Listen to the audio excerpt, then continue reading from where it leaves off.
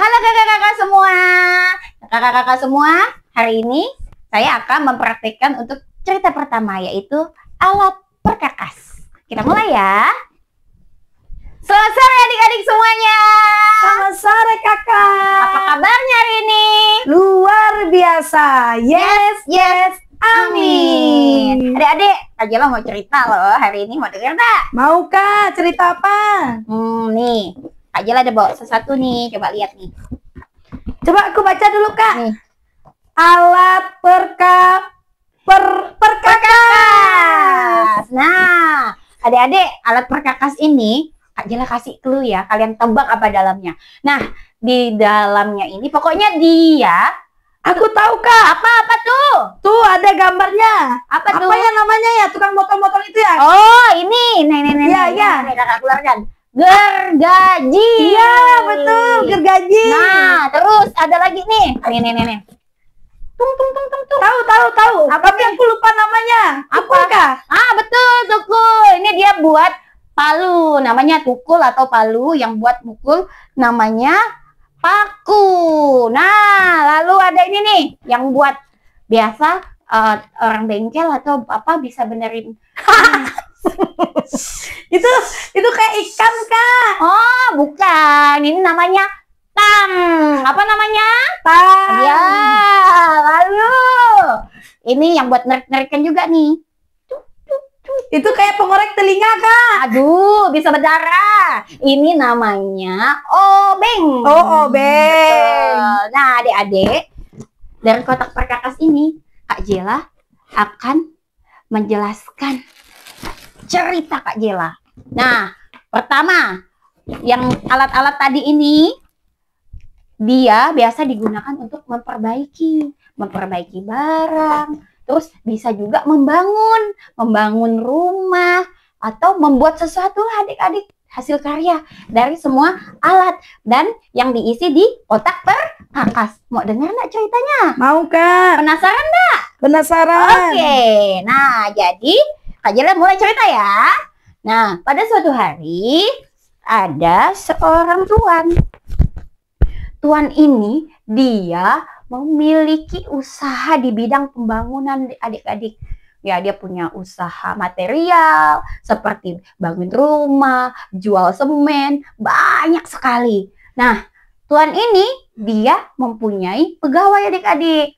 Nah, pegawainya juga banyak karena usahanya banyak kan. Nah, suatu hari ini si tuan mau pergi ke luar negeri. Dia mau urus usahanya yang di luar negeri. Tapi sebelum dia pergi, dia memanggil semua karyawannya. Dia panggil. Nah, kebenaran pegawainya itu yang ada 3 orang yang dekat situ. Dia panggil lah pegawainya yang pertama. Dia panggil pegawainya yang pertama datang. Lalu dia panggil lagi pegawainya yang kedua. Pegawainya yang kedua pun datang adik-adik. Terus dia panggil pegawainya yang ketiga. Nah, tujuan tuan ini memanggil anak buahnya, memanggil para pegawainya. Dia mau kasih mereka sesuatu. Nah, dia bilang, sebelum aku pergi ke luar negeri melakukan tugasku, aku akan memberikan kalian kuasa, akan memberikan kalian tanggung jawab. Dia, tuannya ini memberi semua anak buahnya atau pegawainya itu adalah kotak perkakas. Nah, pegawai yang pertama sama tuan ini diberikan kotak perkakas yang paling besar dan alatnya banyak diperlengkapi. Nah, terus pegawai yang kedua diberi lagi adik-adik kotak perkakas yang lebih kecil dari yang tadi. Nah, alat-alatnya pun lengkap juga nih di dalamnya adik-adik. Dikasihnya semuanya ada di sini. Nah, pegawai yang kedua pun pergi membawa kotak perkakasnya. Lalu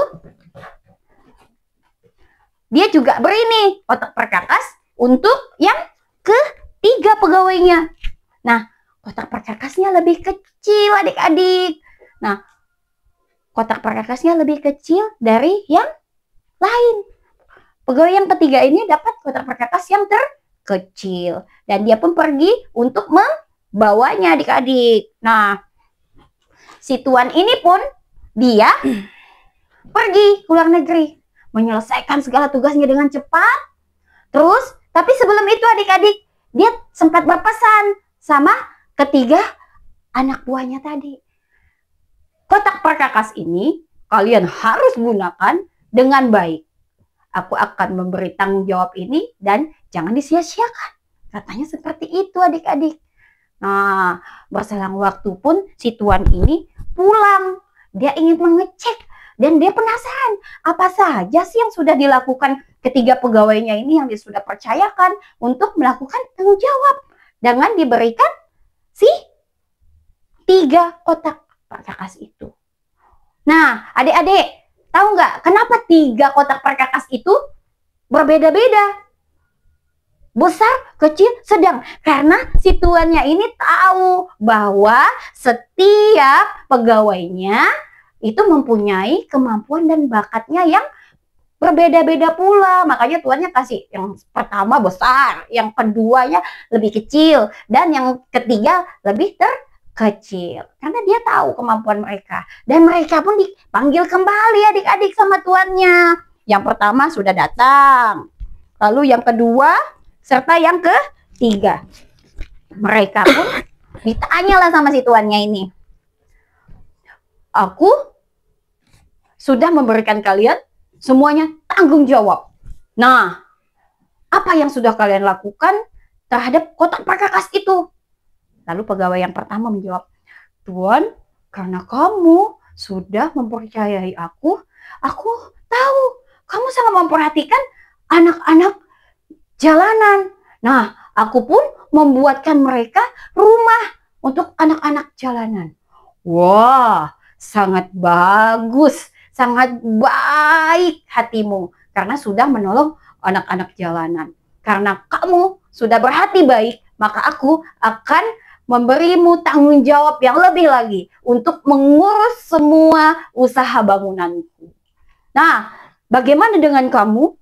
Si tuan ini bertanya kepada pegawainya yang kedua. Lalu pegawainya yang kedua pun menjawab, Tuan, karena aku melihat kamu sangat memperhatikan dan sangat peduli sama nenek-nenek jompo. Jadi aku membuatkan dan membantu nenek-nenek jompo yang sudah tidak bisa memperbaiki rumahnya lagi. Wah, sungguh mulia hatimu. Sehingga kamu memperhatikan nenek-nenek jompo itu. Maka aku akan memberimu tanggung jawab untuk memperbaiki dan merawat usaha bangunanku ini. Wih, hebat ya adik-adik ya. Untuk pegawai yang pertama dan yang kedua. Dan bagaimana dengan kamu, pegawai yang ketiga? Kata tuannya adik-adik. Terus pegawai yang ketiga, kalian lihat dari awal raut wajahnya udah gitu. Dia sedih, dia ketakutan adik-adik. Kenapa ya dia sangat sedih dan ketakutan? Terus dia menjawab, Tuan, saya melihat bahwa Tuan ini sangat mengharapkan kami. Tuan ini sangat memperhatikan kami, membutuhkan kami. Jadi aku rasa aku tidak perlu Tuan, tidak perlu melakukan apapun. Aku takut merusak kotak perkakasku. Jadi akhirnya aku tidak membuat apa-apa. Aku takut nanti alat-alatnya semuanya hilang Tuan. Jadi ya sudah Tuan, aku tidak apa-apakan, aku biarkan saja.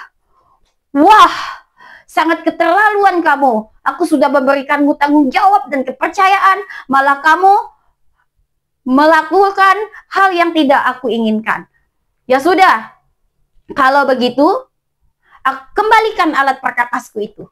Dan Tuan ini pun mengambil alat perkakas si pegawai ketiga adik-adik. Nah, karena si Tuan ini begitu kecewa sama pegawai ketiga, akhirnya Tuan itu mengambil alat perkakasnya. Berbeda dengan pegawai yang pertama dan yang kedua. Mereka diberi tanggung jawab yang lebih. Sedangkan yang ketiga tidak hanya diambil adik-adik alat perkakasnya, dia pun dipecat sama tuannya. Wah, adik-adik sedih kan? Padahal sudah dikasih tanggung jawab loh sama tuannya. Udah dikasih alat lagi. Tapi tidak dipergunakan dengan baik. Nah, ternyata ketiga pegawai ini sama seperti kita adik-adik. Kakak, adik-adik, Kak Melati semuanya. Kita semua ternyata sudah diperlengkapi Tuhan dengan kemampuan atau bakatnya berbeda masing-masing semua. Ya kan? Adik-adik, ada yang bisa matematika, ada yang jago buat puisi, ada yang jago nyanyi, ada yang jago olahraga. Semuanya Tuhan sudah kasih kemampuan yang berbeda-beda. Tapi terkadang kita salah menggunakannya. Terkadang kita malas, malah ngelihat teman, ih kok dia jago matematika ya, kok aku nggak bisa. Malah timbulnya kadang-kadang iri hati juga kan adik-adik. Itu tidak boleh. Seharusnya kita sebagai anak Tuhan, kita harus bersyukur. Bagaimana cara bersyukurnya Kak Jela? Cara bersyukurnya adalah kita harus menggunakan kelebihan yang kita punya untuk membantu orang lain. Contoh kecilnya seperti ini. Kamu bisa matematika, jago berhitung, jago perkalian. Nah, kamu punya adik atau punya teman yang tidak bisa. Kamu bisa membantu. Atau aku nggak bisa matematika Kak, aku nggak bisa apa-apa. Kamu bisa bantu mama di rumah, ya kan? Beres-beres, bisa nyapu. Itu juga suatu kelebihan yang Tuhan kasih buat kita adik-adik, ya. Sebab orang yang mempunyai, dia akan diberikan kelimpahan. Nah, sebagai anak Tuhan, kita harus melakukan semua perbuatan yang untuk memuliakan nama Tuhan, ya kan? Berbuat baik menjadi berkat. Berkat itu akan baik buat kita dan baik untuk orang lain. Nah, itulah cara bersyukur kepada Tuhan. Nah, begitu cerita kita hari ini.